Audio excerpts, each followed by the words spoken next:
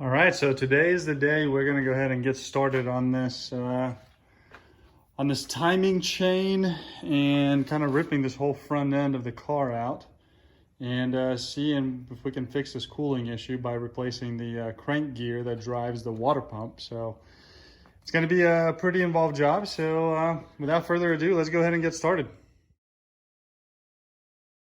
All right, well, here we are. Got her up on jack stands, got some cardboard under there.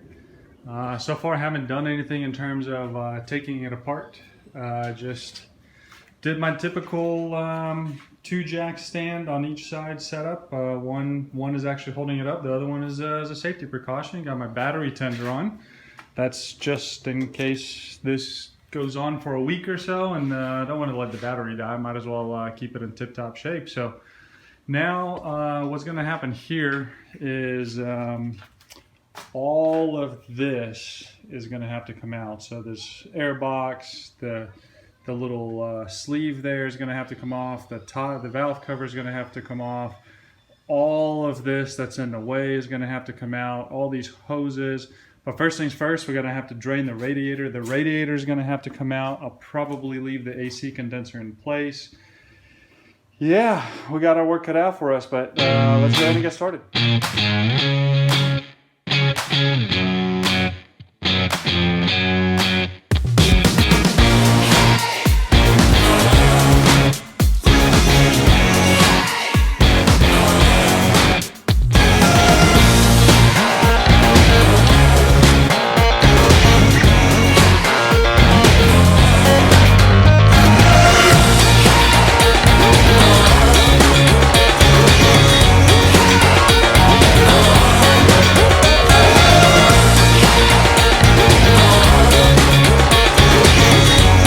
So just got the fans out of here, and looking in here, it looks like it's a tight fit, but I mean I can get my hand in here and work away pretty easily. Still got to work on this. So you'll see that I'm noticing this too is there's a lot of kind of this oil. So that basically means that the gasket, the valve cover gasket there is leaking, which is good because we excuse me, it's not good, but it's we got a replacement gasket anyway. So I'm gonna keep working on taking this stuff, the valve cover off, all this stuff out of the way. The intake manifold, we're gonna take that off. We're not gonna remove it all the way, but we're gonna unbolt it from the valve cover. But I think in this regard, I think there's plenty of room here with the fan out of the way now. So the part that we're going to need to take off is really all of this, and then we're going to have to take this pulley off, the crank pulley, but all of these belts. Oh heck, the radiator may have to come out. Okay, we got the radiator out. I am going to actually pressure wash the radiator. That gave us a lot more room to get to this crank pulley, to be able to get the belts out. I'm actually going to go ahead and replace the belts. First things first, I'm going to take note the routing of these. I'm not so worried about the routing of the power steering pump, but the routing of this belt through here, it looks to be pretty straightforward. I'm still going to take a diagram just because I could be putting this back together a week later, so I want to make sure that I remember how everything goes. The tensioner here looks to be pretty straightforward. This looks to be a 3/8 socket wrench, so open-ended wrench here, just stick that in.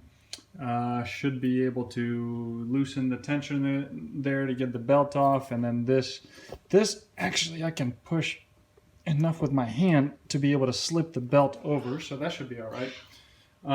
So I'm going to go ahead and get this out of the way, pressure wash the radiator. That way it's all ready to go whenever we're ready to put everything back together, and then now I'm going to start working on the valve cover. Well, whether I wanted to or not, this belt was getting replaced. As you can see, that's all dry rot. So I'm glad we're doing this and pulling this off, because I don't think this belt was going to last much longer. So, all right, well, one less thing to do.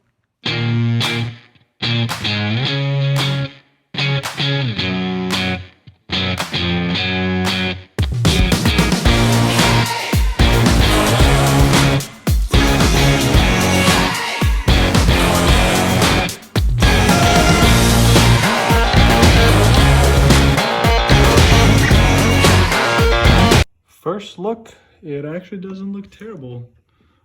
Just looking in here, I'm looking for missing lifters.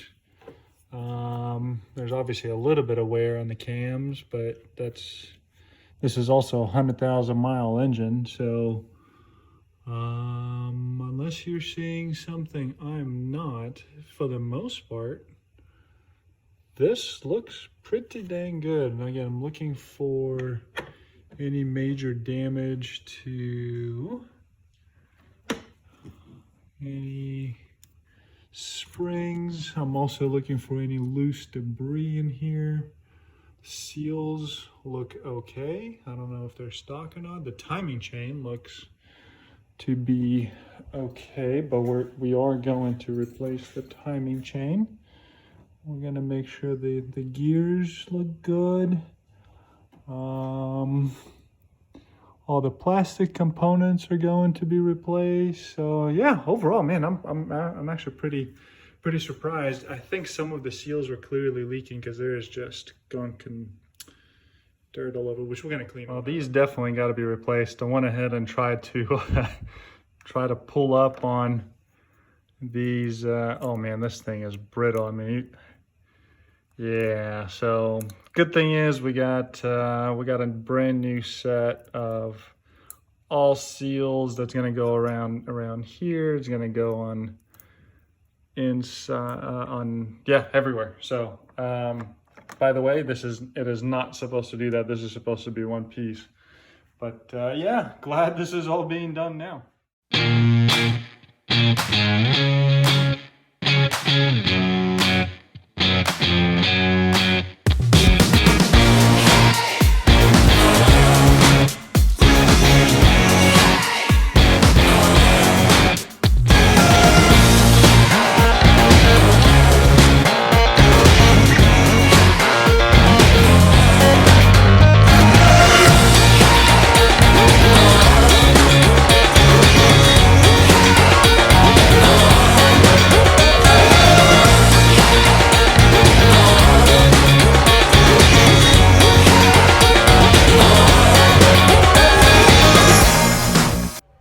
Moment of truth. I have not cheated yet, and I have not looked in here. So the cover is finally off. It took a minute, or it took a hot minute to break the 100,000 mile seal loose.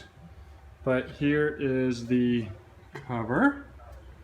So we're gonna go ahead and set this off to the side. Made a little bit of a mess underneath, but we'll actually go through and clean all that up.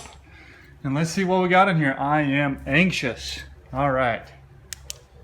So, what do we have? Oh my God.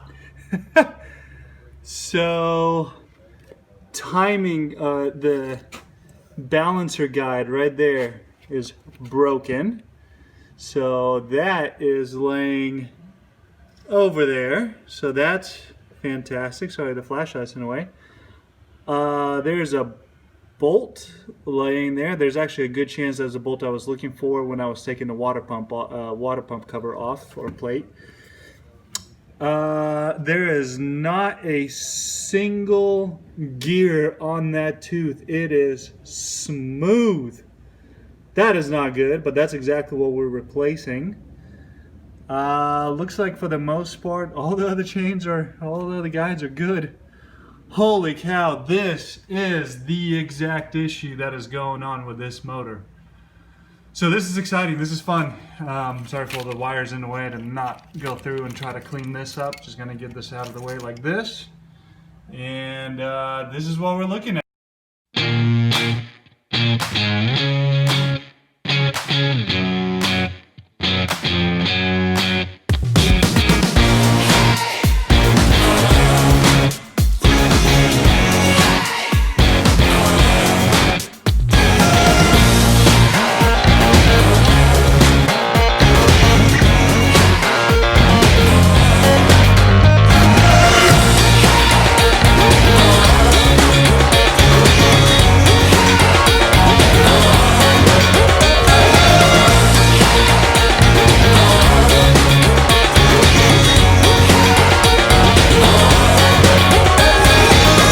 So here we are.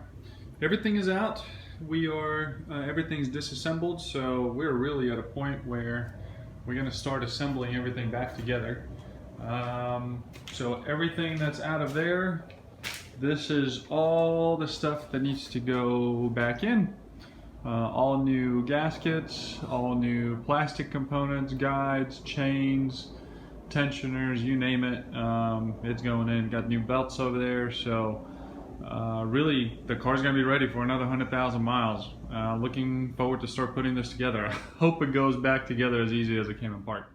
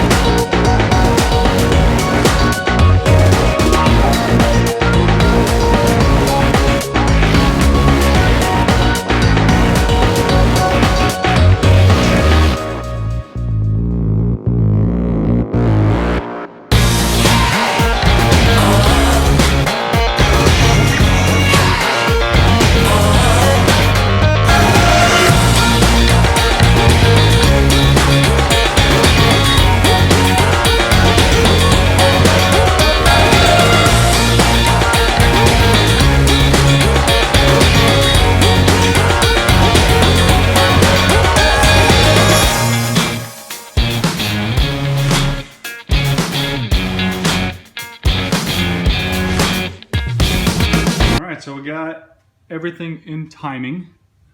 We got this key right here at about the 12 o'clock position, which means that the front piston is at the top dead center. We got our intake camshaft at about the 2 o'clock. We got the exhaust at about the 10 o'clock. Everything is lining up on the chains.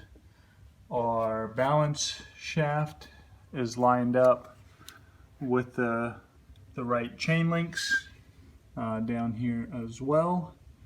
This one lined up with its right chain link. So now we will install the rest of the components and the rest of the guides, but the engine looks to be in time and ready for the rest of the assembly. This took a little bit of finagling, but we got it done.